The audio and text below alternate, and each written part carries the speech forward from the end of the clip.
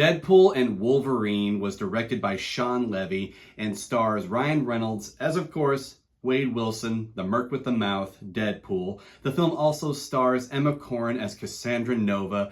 It features most of the cast from the previous two Deadpool films reprising their roles, and again, features the return of Hugh Jackman in the role of Wolverine. Before I give you guys my thoughts, I'm going to give you a brief, and I do mean brief, summary. Deadpool is on a special mission, and he realizes that for his mission to be a success, he needs to recruit the help of Wolverine. Yep, that's it. That's all I'm giving. I'm going to do my very best to make this a spoiler-free review as much as possible. I went into this film knowing very, very little, and guys, I'm glad that I did. It paid off immensely, and I highly encourage you guys that if you have not yet seen this film, go into it knowing as little as possible. But that did make writing this review a little difficult because there was quite a bit of things I wanted to talk about, but I didn't want to give away any spoilers, so I'm going to be making a follow-up video to this, and I'll be ranking all of the Deadpool films, and in that ranking, I'll go into a little bit more depth on some of the things that I wanted to discuss that I didn't want to spoil. But with that said, guys, let's do this. As I said in my reaction that I posted over the weekend after I saw this film, this movie was an epic roller coaster ride of awesome. With how some of the recent Marvel films or other projects have been performing lately, I'll admit I was a little skeptical at first, but I wanted to avoid all spoilers, and I even avoided watching some of the trailers. And I have to say that was probably the best decision because this film delivered in every sense of the word.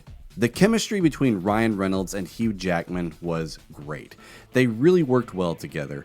Wolverine's gruff seriousness along with Deadpool's antics and complete opposite of seriousness just worked. The fight scenes were amazing. I was highly impressed with all of the fight choreography.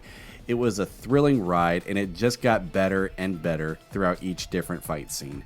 This film also had a lot of surprises, and pleasant surprises, I might add on that note.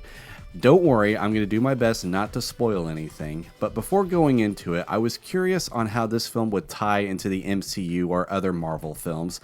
For instance, like, is this the same Wolverine from the previous films or not? And all I'll say is that I thought it was explained very well.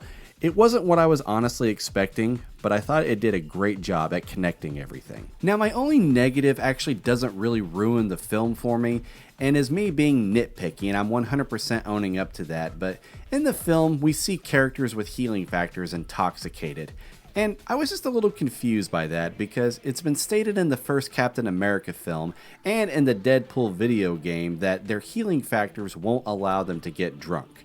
Now, in all fairness, there was a time I've seen Wolverine drunk in a comic book once. Like I said, it doesn't ruin the film for me, but I wish there would have been a little bit more consistency on that. But again, that's really all the negatives that I have for this spoiler-free review. There were a couple of other things that I noticed.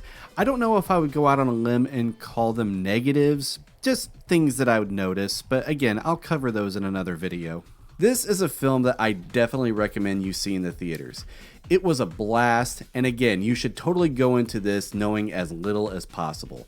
I totally feel all the surprises will be worth it. The story was a great mix of heartfelt, humor, seriousness, and adventure. The action was great and thrilling, and I will say there is a post-credits scene at the end that I thought was good, but what was shown during the mid-credits was very sentimental, and I'm really glad that they showed it. I'm going to give Deadpool and Wolverine an A. And there you have it, guys. That is my spoiler-free review for Deadpool and Wolverine. Again, there was a lot of things that I wanted to talk about, but I didn't want to spoil them. But I'm going to wait a few days after the film's been out for a while, and then I'll post my ranking and go into a little bit more depth as to some of the things that I wanted to discuss. But guys, have you seen this film yet? If you have, be sure to leave your thoughts down in the comments below. I'll definitely check those out. Did you like it? Did you hate it? Either way, I'd like to know. Thanks so much for checking out this review. I hope that you enjoyed it. And if you did, be sure to hit that like button. And if you're new to my channel and you're enjoying my content, then please consider to hit that subscribe button. I'll see you guys next time.